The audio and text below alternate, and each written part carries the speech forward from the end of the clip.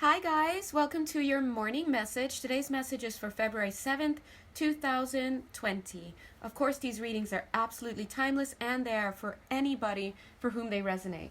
Alright, so guys, one of the things that my guides have been really trying to get through to us, and myself included, especially to my clients that I'm working with these days, is this concept of discernment. So what I've started doing, because I need to incorporate their lessons too, right? What I've started doing is before I do things like pick a cards or readings on YouTube, before I watch them, I close my eyes for a second and I ask, is this message for me? Sometimes I ask directly to the person whose channel it is, and I just close my eyes and I ask, is this message for me?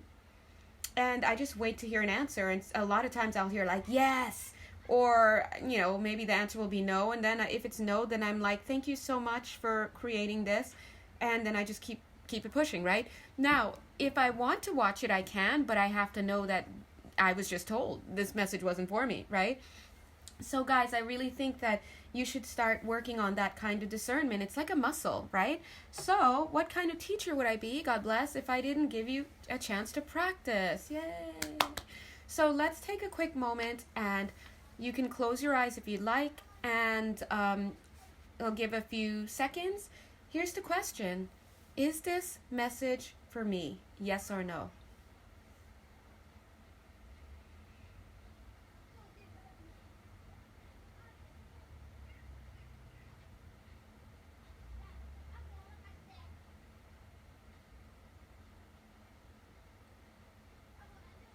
Okay, so that's interesting, because I'm hearing they said that it's for anyone for whom it resonates, but then they said it's not going to be for some of you, and then they said, and for some people who it is for, they're not here, right? So that goes to show you that just because it's provided for you and it's an option for you to come and look at, of course you're notified, for example, but just because you get the notification doesn't mean you'll actually turn your attention to this resource, right? Isn't that how it works? God tries to give us messages and we don't listen, right?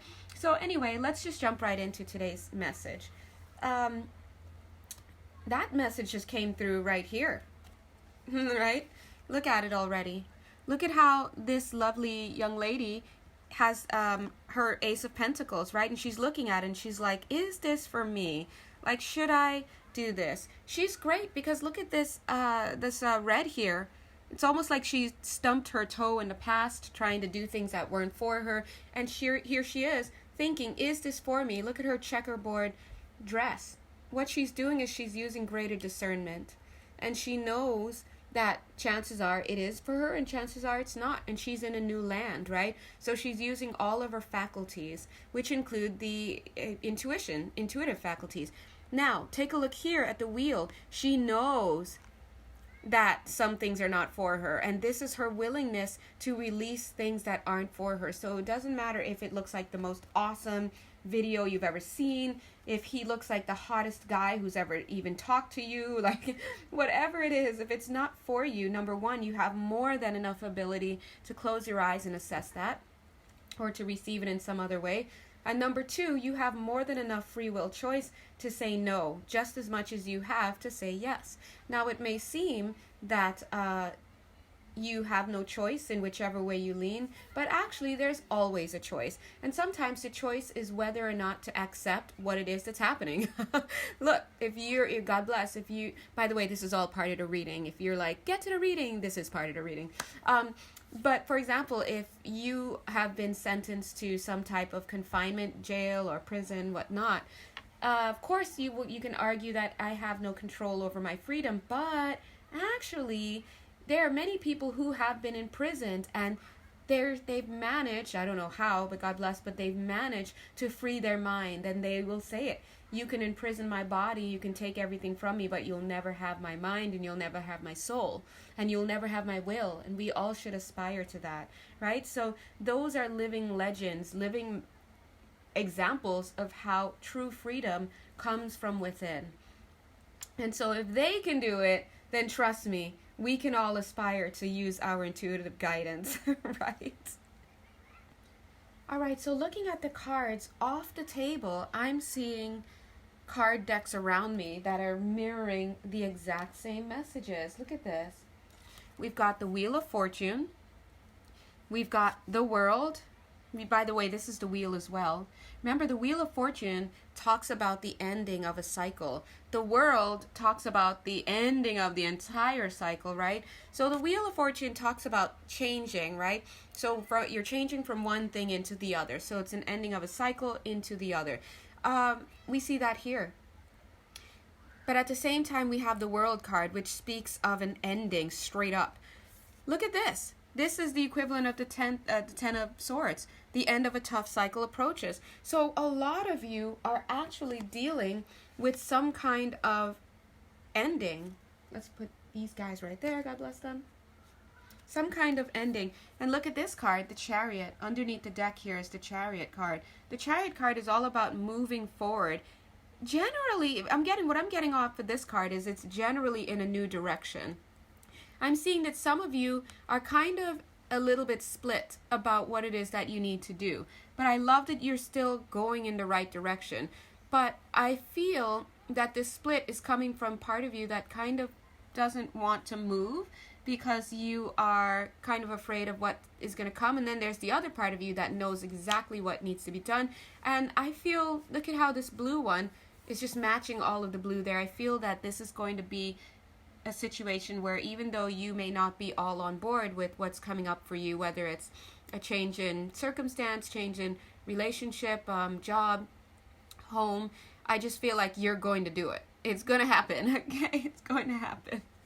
And it's going to be in your best interest is what I'm getting. I'm just seeing people packing up their bags and everything. Underneath the deck over here, we've got this Four of Wands that wants to come in. Remember, the Four of Wands is all about building a solid foundation. Not even about building, it's about having a solid foundation. When you have the Four of Wands in a card, in a card, there it is in a card. If you have a Four of Wands in a love reading, holy crapples, that's great. Right? Some people think of it as a twin flame card. Some people, it doesn't matter. What I'm seeing here is that it's more about creating a solid foundation. It's like the combination of a 10 of Pentacles, which is about having that very solid, real world, physical, financial foundation, plus the 10 of Cups, which is all about full emotional fulfillment, right? Plus the 9 of Cups, which is about having your wishes fulfilled. So that means it's something that you wanted, right? It's like all rolled into one. To me, that is the Four of Wands energy. And that's the way it's showing up here. Although, again, I'm seeing that in the mental space, some of you are still kind of like, is this right? Is this right? Listen, yeah, it is right.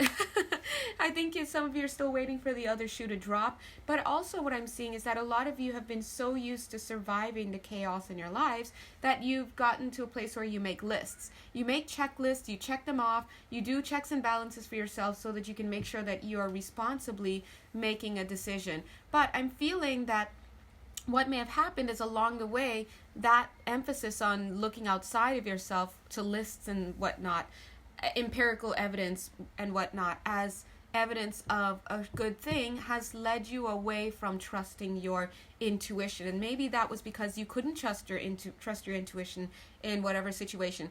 Look, if you're in love with somebody and you're head over heels, you've got the rose-colored glasses on, let's admit you've lost your objectivity. And so therefore, sometimes it's very important to have some empirical evidence, make a list of the things that are happening, what sounds good to you, what looks good on paper, what do other people say, collect those things. So you have to balance your internal with the external when you know that you've lost your objectivity. However, you shouldn't ever get it to the point where you completely discount what you're feeling. And I feel that for some of you, that may have been what's happened, and while it was a temporary fix, for you to lean more on those outside sources to promote objectivity within your life, I do feel that at this time, you're over-relying on it. It's almost like that's checking out, like the lists are all made, you've checked boxes, but it's almost like it's still not enough for you. It's almost like is this is so good? Is this really right? Is this true? Am I doing the right thing? It feels good, but I'm not sure. So don't worry, guys.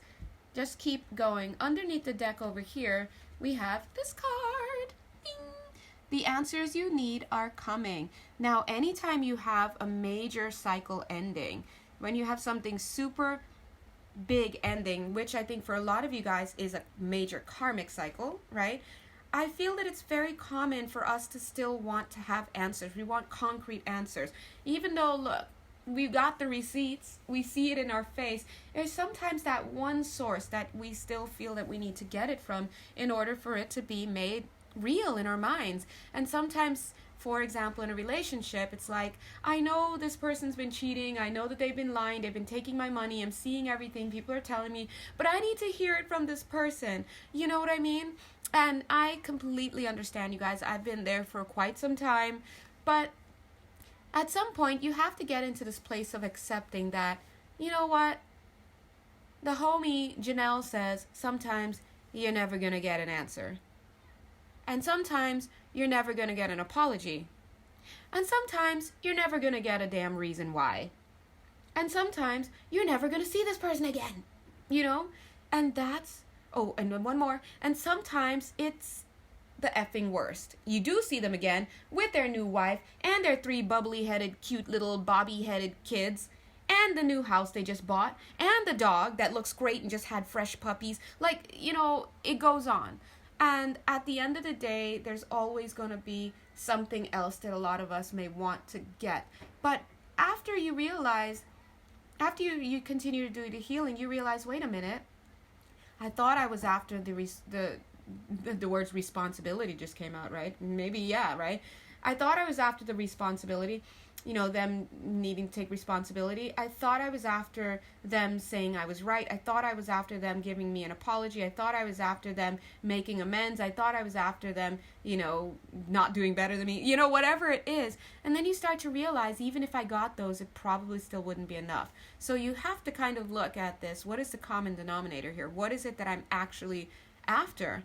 And it always comes back to you, right? So I would move to say sometimes it's indicative of very low self-worth, and sometimes it's indicative of not wanting to do the work, right? Sometimes people keep looking outside because they don't want to do the work. Like, get started, right? It's like, yeah, you slapped that guy, he slapped you, you know, you keep looking for the apology. Listen, we're never going to get it. And in fact, what he's done or she's done is their karma, and God's going to deal with that. You are still responsible for what you've done. So maybe to bide your time, you should kind of take a look at you and see what it is that you've done and kind of work on that. Now, I'm being brought over to this card. She's so cute. Look. You are good enough. You are good enough. And that's Spirit saying, yeah, it always is going to boil down to self-worth. It's always a self-worth issue. I'm like, God, come on. Why do we always feel on some level that we're not worth it? You know? Who done told us wrong, God? Who done told us wrong? So, if you are digging into your shadow work and you have yet to come to the place where you're like, oh, this is self-worth, then keep digging, okay? And if you think you've hit the box of self-worth, open it up. And if you think you've gotten to the bottom of the box, rip up the lining. It's always going to be a little deeper. You know, you're just going to just heal more and more and more and more. But at the end of the day, it's always a self-worth issue. And once you start to realize, oh my God, I'm totally worth it, then you start to realize, oh shoot, I don't even like, what's his name? I thought I needed this, but I realized I didn't need that, and I don't need that anymore. And so that is kind of a beautiful thing. Now, that goes logically into this card. It says, whoopsies, show the world the real you. Notice how it fell here? I was like, why? It fell on this, the answers you need are coming. And what I get from that is that some of you don't know what the real you looks like. Some of you you have no idea what the real you is. And they're saying, guess what? When you don't really know what a home looks like, what's the first thing that you do? You go ahead and you take out all the furniture, you reduce the house down to its bare minimum. And I'm getting that that's what a lot of you are going to have to be doing right now. You're going to have to be emptying out all of this stuff about yourself that you think you know. You know, no more of the Manolo Blahniks and all that. I mean, those are great and fun, but that's not the real you. You know, you're going to have to deconstruct yourself. And the answers that you need are coming. They say the answers are always available. The thing that stops us from getting the answers, they're saying, is that we don't turn to them. You have to turn to the answers. In other words, you have to be ready for them, because you receive always that thing that you put your attention to. So if you are not receiving that, then the question begs, what is it that you're actually putting your attention to? Okay, so moving on. Another message that they're saying is that they want you to have faith in your dreams, okay? So this connects a lot with showing the world the real you, because what they want you to do is actually connect to that aspect of you that is at your core. Now, many of you, like I said, may still need to uncover some of that information to know more about who you are. But one way that you can start is by looking at yourself as a whole. What are your dreams? What are the things that you've always wanted to do? What do you enjoy? Use joy as your compass. Do you know what I mean? Ask God to place before you the things that make you feel good about yourself. Oops, okay, sorry, I had to pause for a second. All right, so anyway, guys, what I was saying is look at the bigger picture, meaning look at yourself. What are the things that bring you joy? Recently, my guides channeled a message about, I think it was for Aries. Yeah, it might have been in the fires, when I did one of the fire signs readings in January. But it was for Aries, and the idea was follow your passion. So whether or not you are an Aries, it doesn't matter. The message is coming through here for you to take advantage of. The idea is to follow your passion. And I think that once you start to follow those joyful things, you'll start to know more about yourself, and then you'll start to believe more is possible for you. You know what? What is more confidence building than when you are engaging in something that you thoroughly enjoy, and it's something that you are even good at? Now, you don't have to be good at it, but once you're doing something and you really enjoy it, it starts to build your confidence, and you start to realize, wait a minute, I am good enough, because here I am with my two hands, or, you know, with something, whether you have two hands or not. I'm able to produce something that brought me joy, and at one point was just a conception. It was just an idea, and now here it is being birthed into the 3D. Like, gosh darn it, I'm a magician. I'm good enough. Now, this card, I love this card. It says, you and your loved ones are safe. So what they're saying here, it goes directly to those people who have dependents. Because I'm seeing a lot of you may have kids. You may have people that you have to take care of. It could be work. It could be something. And they're trying to let you know that, hey, it's okay. Everybody is going to be taken care of while you take care of yourself. I'm seeing somebody going bowling. While you go bowling, while you focus on something new, right? They're saying that you have the ability to still explore yourself. So even if it's just for 1 hour a week or 5 minutes at a time, they're saying still do your best to find out about who you are. And once you do that, so much joy will start to radiate from you and will start to come into your existence. You're going to love it.